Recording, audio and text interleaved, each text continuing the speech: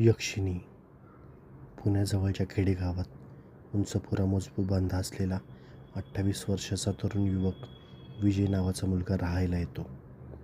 गाव पूर्ण खेडे. दिवसभरात एक एस टी गावात येते. विजय गाडीमधून उतरून गावात चालत जातो.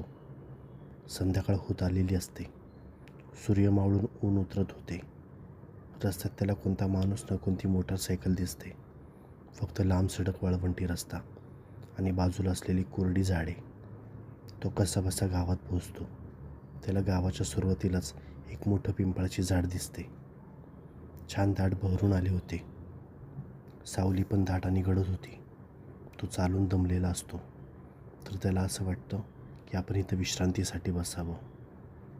तो विश्रांतीसाठी बसतो, तर त्याला वाटतं की त्याला कोणीतरी चोरून बघत आहे.